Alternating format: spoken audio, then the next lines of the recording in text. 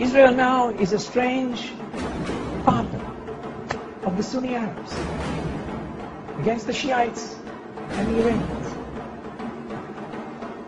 But this alliance that we have with Egypt, Saudi Arabia, and Jordan against Iran and Shiite influence is an alliance that I call an alliance of anxiety.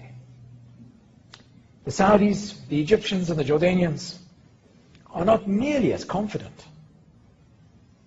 as the Iranians and Hezbollah are about the future. Listen to how Ahmadinejad speaks. بسم الله الرحمن الرحیم الحمد لله رب العالمین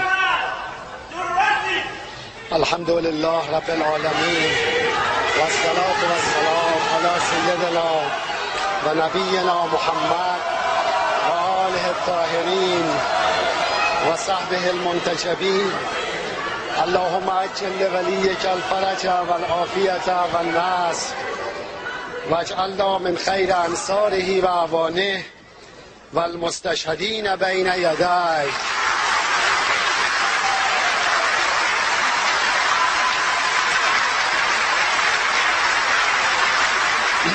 Listen to Nasrallah. نحن شيعة علي بن أبي طالب لن نترك فلسطين. This air, this aura of self-assurance, time is on our side. As I say, an alliance of anxiety, a rather weak reed. They can rely on Israel to stand up to Iran, I think a lot more than Israel can rely on them. We used to be in the Middle East until a few years ago, and this was the camp of pragmatics that worked together against the camp of extremists. And all together we were there. I mean, it was Israel, Turkey, Jordan, Egypt, Mubarak's Egypt, the legitimate Palestinian government, and some Gulf states. With some we had relationship as Israel, with some we didn't, but we worked together in an understanding that we face the same nature of threat coming from the extremists in the region, the other camp that was and still is Iran, Syria, Hamas, and Hezbollah.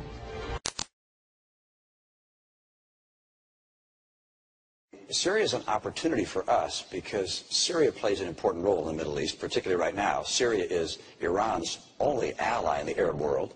It's their route to the sea. It's the route for them to arm Hezbollah in Lebanon, which threatens, of course, our ally Israel. And so seeing Syria remove Assad is a very high priority for us. We need to make sure as well that we coordinate this effort with our allies, and particularly with Israel.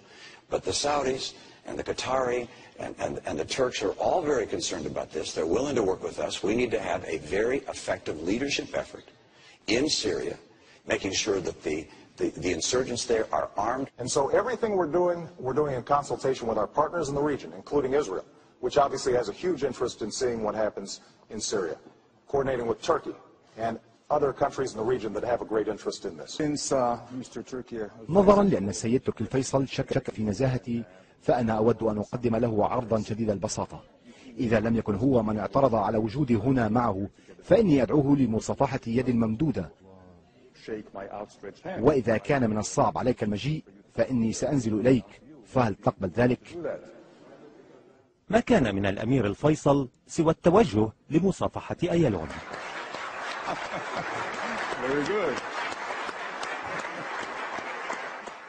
السيناتور الأمريكي جو ليبرمان الذي أدرك على الفور أهمية اللحظة لم يدعها تمر من دون تعليق.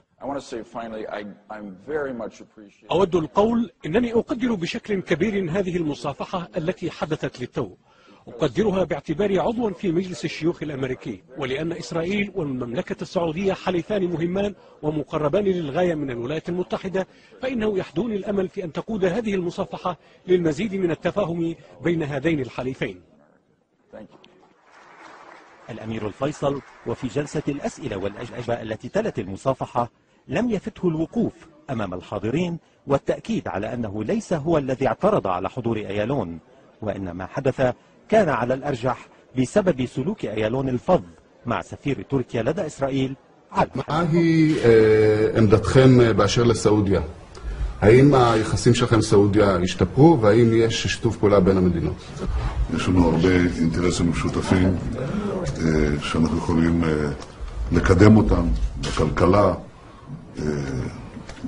במדיניות, בתפיסות אזוריות.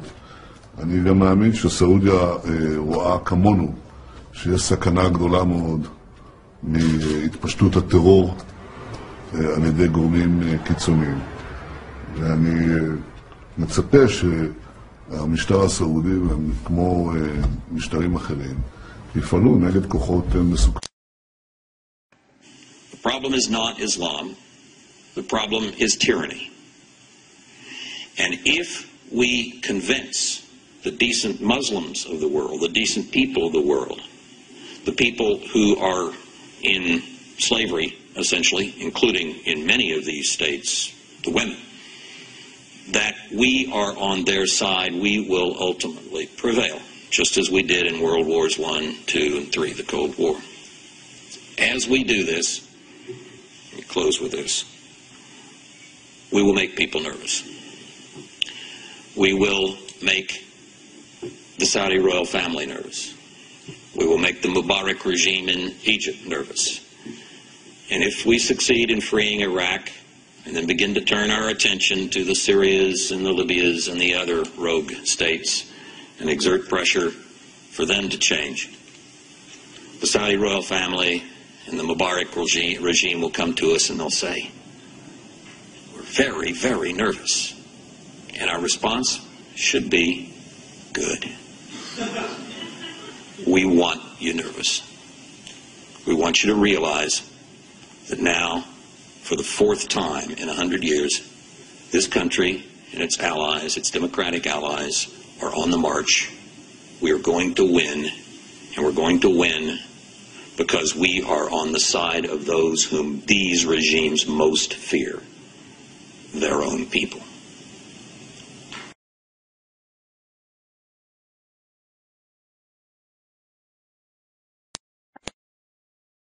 We also have a history of kind of moving in and out of Pakistan. I mean, let's remember here, the people we are fighting today, we funded 20 years ago. And we did it because we were locked in this struggle with the Soviet Union. They invaded Afghanistan, and we did not want to see them control Central Asia, and we went to work. And it was President Reagan in partnership with the Congress, led by Democrats, who said, you know what, sounds like a pretty good idea. Let's deal with the ISI and the Pakistani military, and let's go recruit these mujahideen, and let's get some to come from Saudi Arabia and other places, importing their Wahhabi brand of Islam so that we can go beat the Soviet Union. And guess what? They retreated. They lost billions of dollars, and it led to the collapse of the Soviet Union. So there's a very strong argument, which is, wasn't a bad investment to end the Soviet Union, but let's be careful what we sow because we will harvest. So we then left Pakistan. We said, okay, fine, you deal with the stingers that we've left all over your country. You deal with the mines that are along the border. And by the way, we don't want to have anything to do with you. In fact, we're sanctioning you. So we stopped dealing with the Pakistani military and with ISI, and we now are making up for a lot of lost time.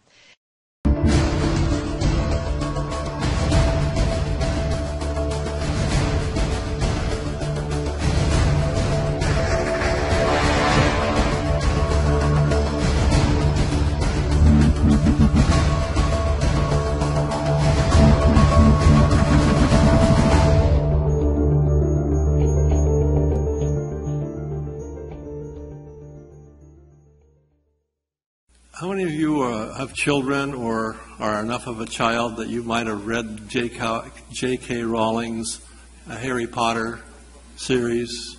There are a few of you. In the Harry Potter series, the main, not protagonist, but antagonist in the whole series is one Lord Voldemort. He is such a nasty antagonist protagonist, such a horrible person, if you want to call him a person. So just scary, horrible, that no one dares speak his name. So it is he who cannot be named. Now, what are we talking about? We're talking here about something that a lot of people, including Hugo Chavez, have been talking about for quite a few years now. It's fourth generation asymmetric war. And whether we like it or not, whether we're prepared for it or not, or whether we want it or not, it's here, it's with us. We are dealing with it. We are engaged in a fourth generation asymmetric war. Now, what is war? War is the compulsion to accept the enemy's will. Compulsion. In the past, under the tradition of the Westphalian treaties and the so-called Peace of Westphalia, the idea was that war was between two nation states, or maybe an alliance of nation states against another alliance of nation states, but it was a nation state sort of thing. And furthermore, it was a military sort of thing. Flags flying, uniforms resplendent, crossing the sovereign borders of another country to take a province or a market or maybe the whole thing. But under current experience in particularly the last 20 or so years, we found that that's becoming more and more obsolete, and what is more and more in vogue is the fourth generation asymmetric war.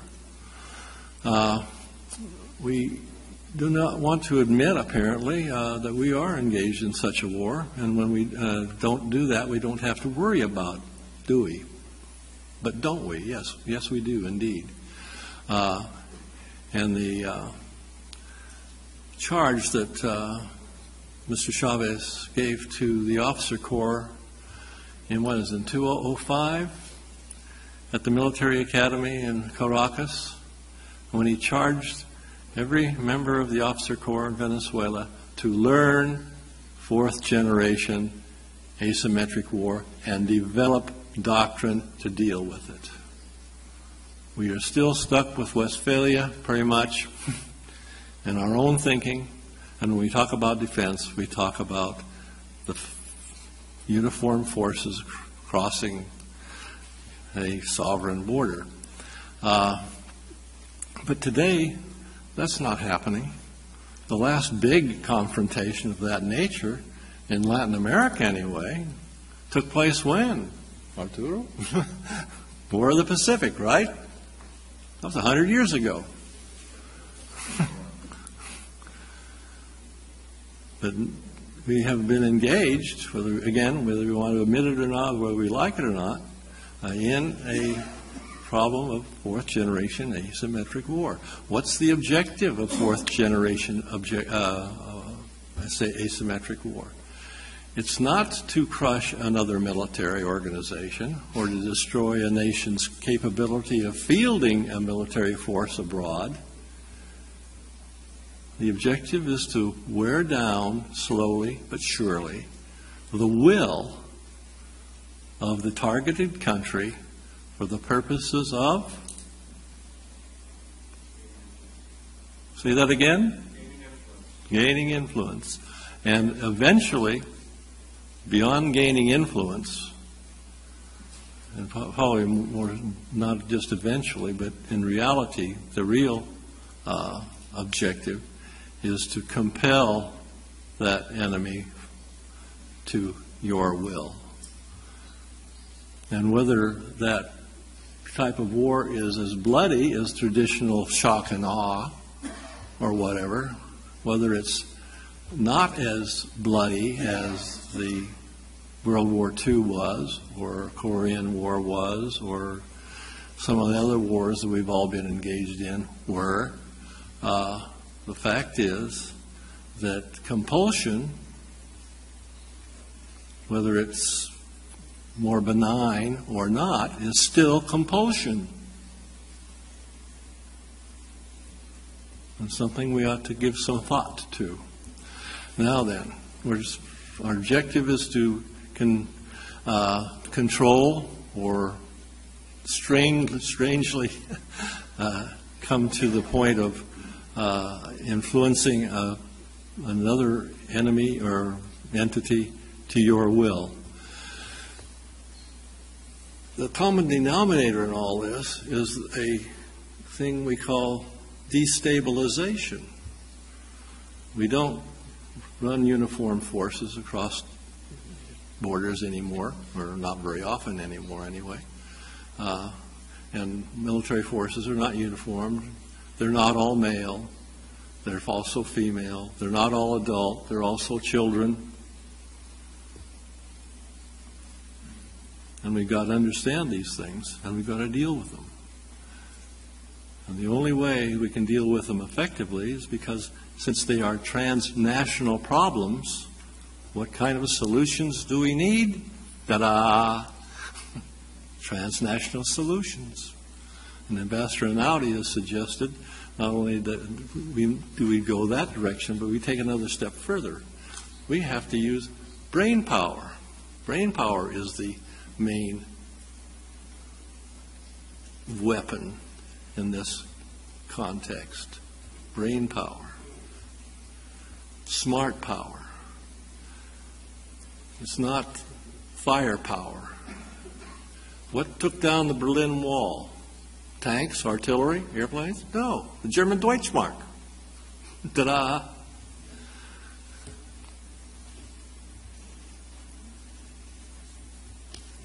Destabilization can take many forms, and usually it's relatively benign. But again, we have the problem of compulsion. And it compulses us to where, and what happened is the idea of the creation of a failing state. That's the other word that we dare not speak. War and failing state. We don't want to use the term because we may be politically correct enough so that we don't want to offend anybody. But the fact is that in some of these states we've been talking about in Central America and elsewhere, a good portion of the country is not controlled by the state. And that's a definition of sovereignty, a definition beyond what has been talked about here. Sovereignty is the control of the territory and the people of a given recognized political entity. If the state doesn't control all of its territory, the question is who does? We use the term ungoverned territory quite often. We've sophisticated that a tad, and now we're calling it alternately governed territory. But the point is, it's not the state that's doing this. It's non-state groups, belligerent, violent, and kind of nasty like Lord Voldemort. And over a period of time, you create a failed state. And then you can, with that, you can step in and take control of that state. Not only take control of it, but go a little beyond, perhaps. And then what happens to the state? It just doesn't wither away. It still exists. Somebody's going to have to take care of it if nobody comes in and takes control of it and runs away with it. Haiti comes to mind. Letting Haiti fail has been a terribly expensive process for the West. Other countries have been known to become criminal states. New People's Republics. In a situation like this, it's the last man standing, no matter how badly he's been beaten, the last man standing is the victor. And it's a little dicey. And I know that there may be some problems with this. I'm taking too much, not enough time, but too much in any case. But here, a couple of words for our vocabulary for the next while. War is compulsion, whether it's non-lethal or if it is lethal as what we've known in the past. The other word is failed state or failing state. It's not an event, it's a process. And you do it slowly and quietly enough, people will go to sleep, in the words of one of my favorite philosophers, Hugo Chavez. If you do this well enough, long enough, slowly enough, benignly enough, your enemy will wake up dead.